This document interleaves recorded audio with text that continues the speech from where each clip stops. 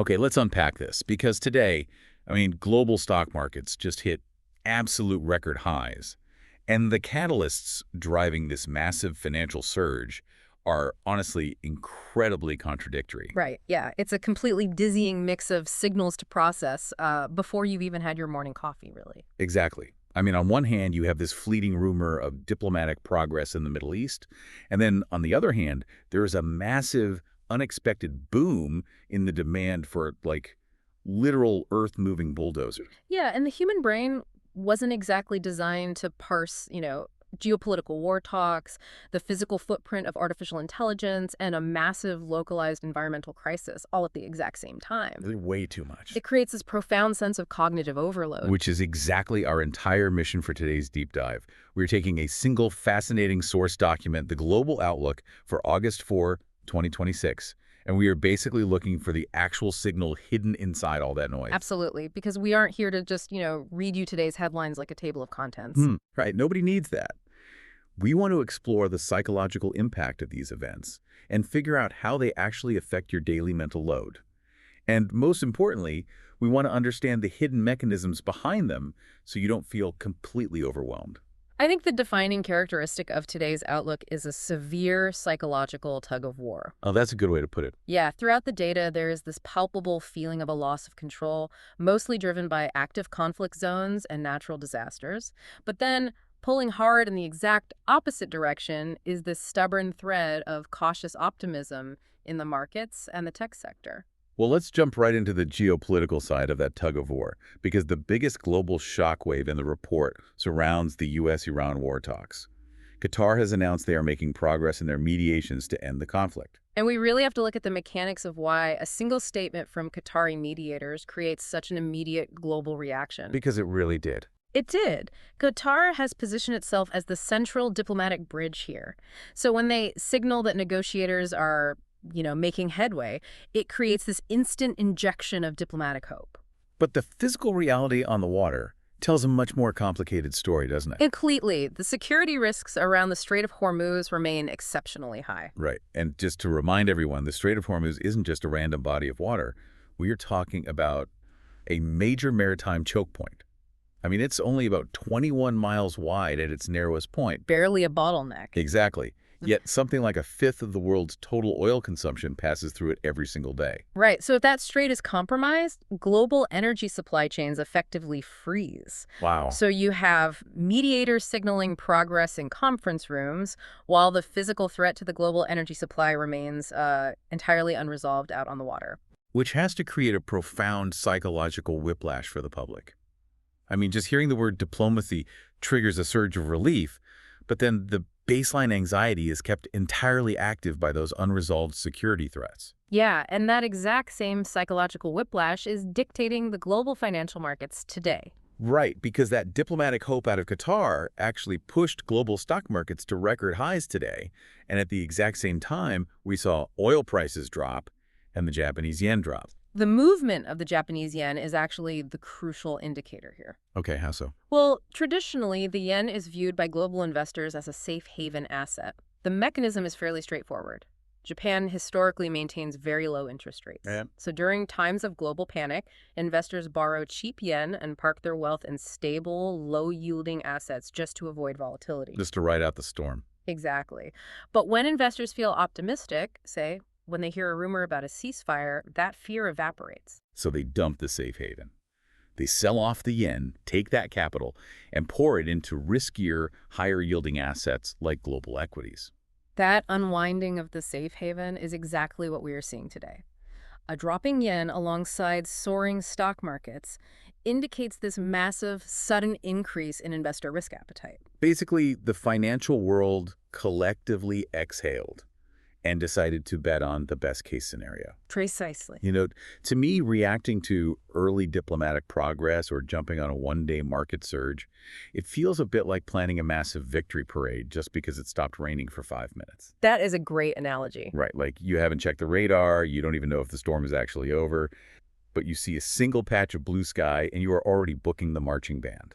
Yeah, and that victory parade mentality is incredibly contagious in the financial sector. It triggers massive FOMO, the fear of missing out. Oh, absolutely. When you see headlines screaming about record highs and surging portfolios, the immediate emotional response is this panic that you're being left behind. Which drives retail investors to make these rushed, emotionally charged financial decisions based on a temporary dip in anxiety rather than actual structural economic changes. Which is incredibly dangerous. So what does this all mean? Like, how should someone listening to this process that kind of whiplash without falling into the FOMO trap? Well, by anchoring your perspective to the mechanics, not the mood.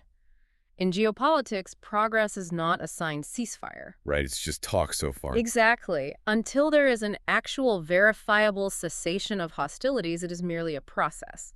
Translating that to your personal finances, a one-day market movement driven by rumors is not a reliable indicator of long-term economic security. It's just noise. Right. Personal finance decisions should be anchored to your specific budget, your time horizon, and your risk capacity. The market's temporary relief shouldn't alter your long-term strategy at all. You really have to separate the daily noise from the underlying reality. Yeah. I mean, if investors are suddenly dumping safe havens and pouring money into equities, we have to look at where that capital is actually flowing. And that brings us to the specific catalyst driving those record stock market highs today. Right, because it isn't just diplomacy. It's artificial intelligence. Yeah. But not the digital, cloud-based AI we've been talking about for years. No, we are witnessing one of the most significant structural shifts in the modern economy right now.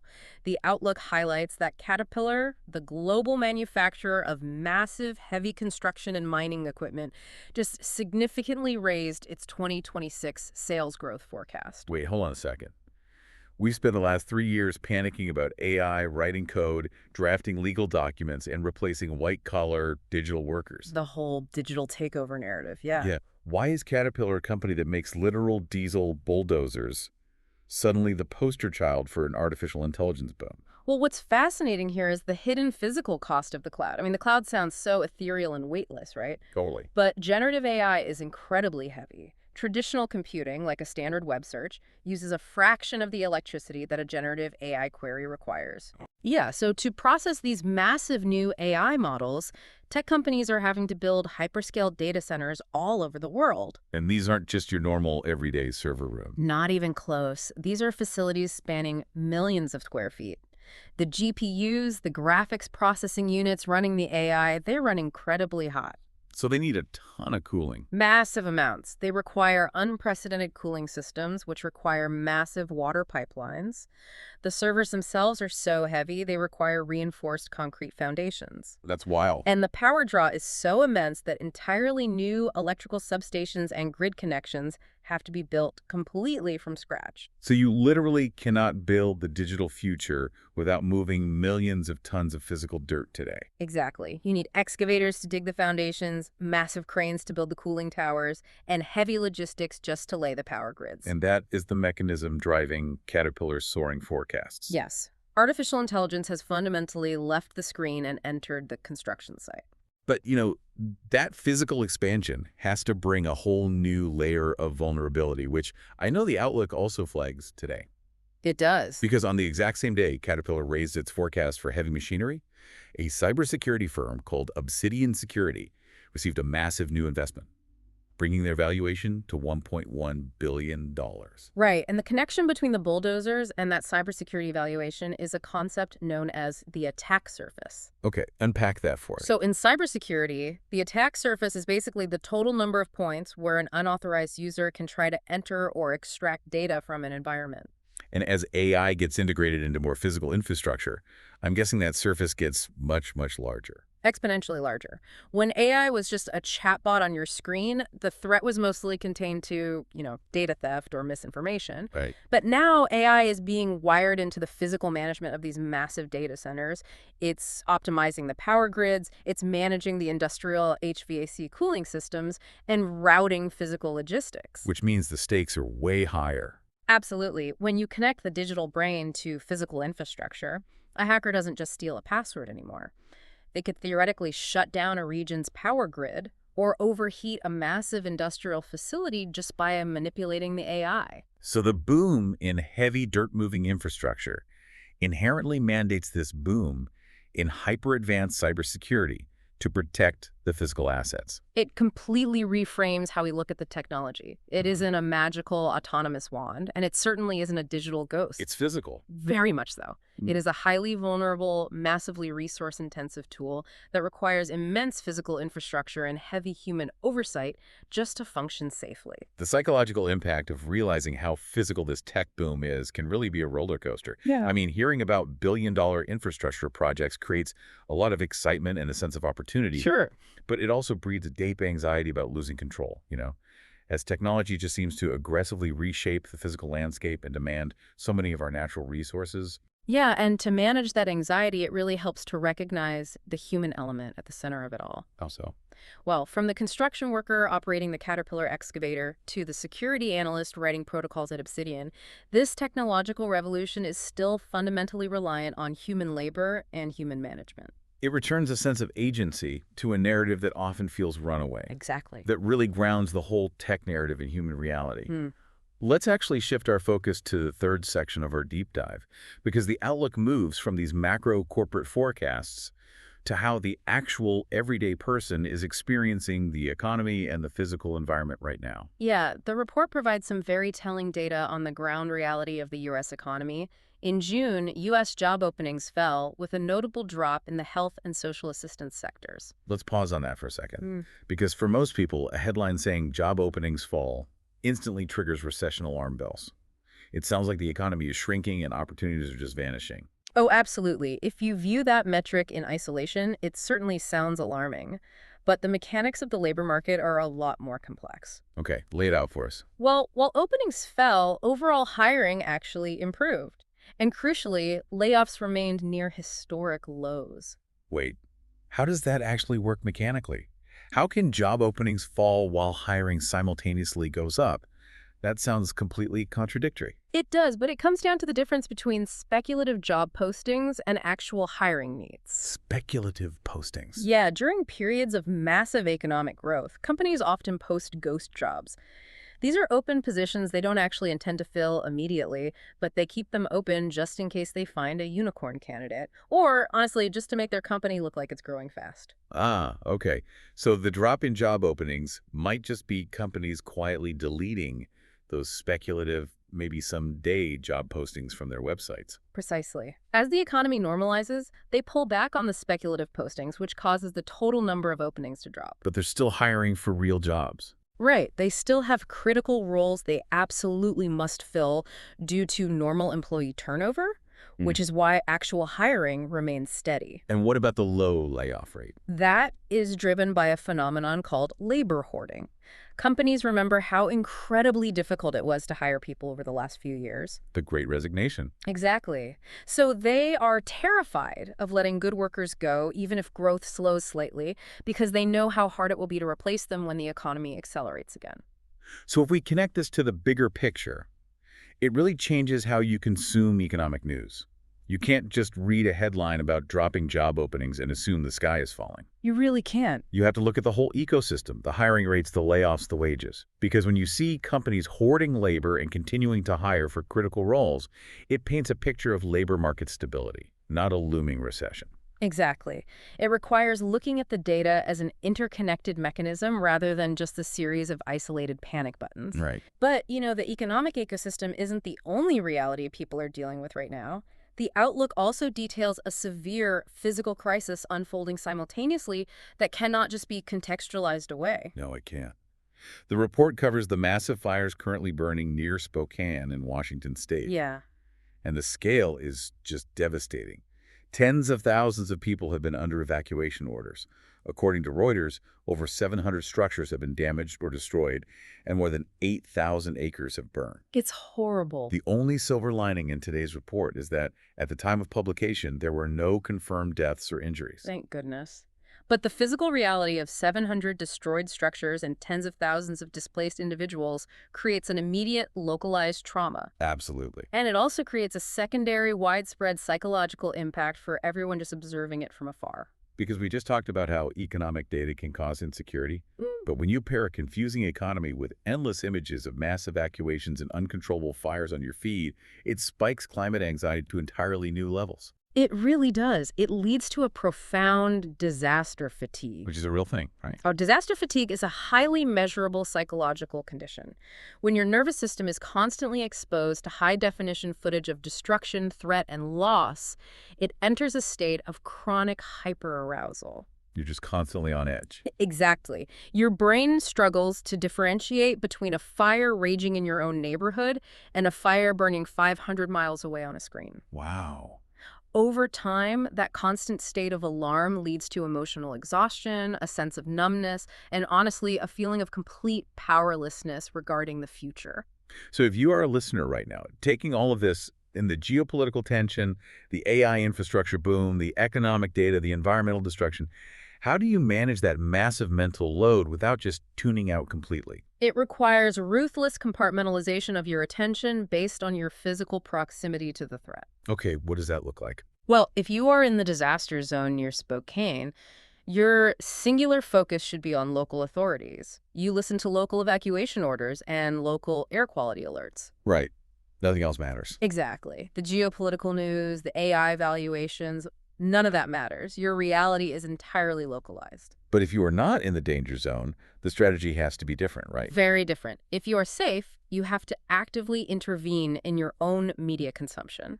Staring at a continuous 247 stream of destruction footage from a crisis happening hundreds of miles away does absolutely nothing to help the victims. It doesn't put the fire out. No, it doesn't. Yeah. All it does is artificially inflate your own sense of immediate physical danger and degrade your mental health.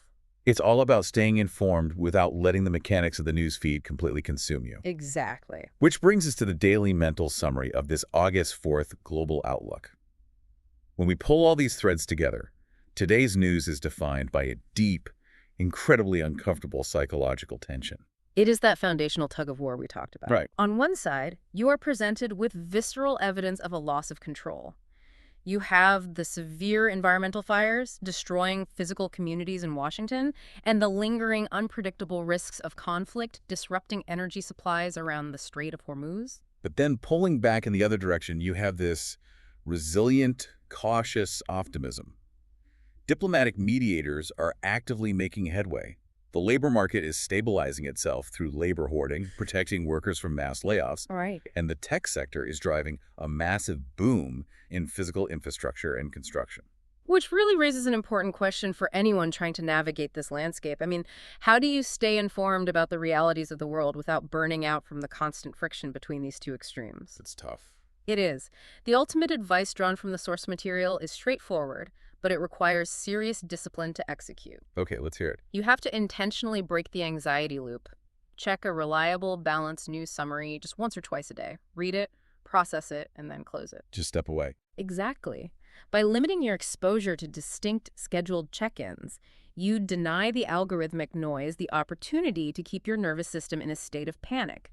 You remain a highly informed global citizen, but you take back control of your attention span. Here's where it gets really interesting, though. Before we wrap up, there is a collision of facts in today's outlook that we really need to look at, something for you to mull over after you finish listening. Okay, let's lay it out. We spent a lot of time today talking about artificial intelligence driving this massive, unexpected boom in physical construction, right? The caterpillar boom. Right. Companies like Caterpillar are gearing up to build massive, energy-intensive data centers, pouring concrete and laying power grids all over the world to support the digital future. But in the exact same document, we are reading about extreme, uncontrolled environmental events like the Washington fires, literally burning physical structures to the ground and just overwhelming the current landscape. Yeah, it is the ultimate collision between rapid technological expansion and harsh climate reality. It really makes you wonder, will the AI-driven infrastructure boom of tomorrow be forced to shape itself entirely around the harsh climate realities we are experiencing today? That's a huge question. I mean, if these tech companies are investing billions to build the physical brain of the future, are they going to have to engineer these facilities completely differently? Right, like where they even put them. Exactly.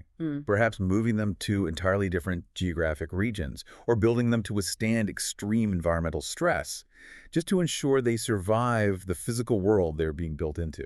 Honestly, it is the defining engineering challenge of the next decade. You simply cannot build a resilient digital future without reckoning with the volatile physical present. That is a very complex mechanism to consider. It's definitely something to chew on as you go about your day. To everyone listening, take a deep breath. You are officially up to speed. Now do yourself a massive favor. Step away from the news feed for the rest of the day. Reclaim your attention, keep exploring these ideas on your own terms, and take care of yourselves out there.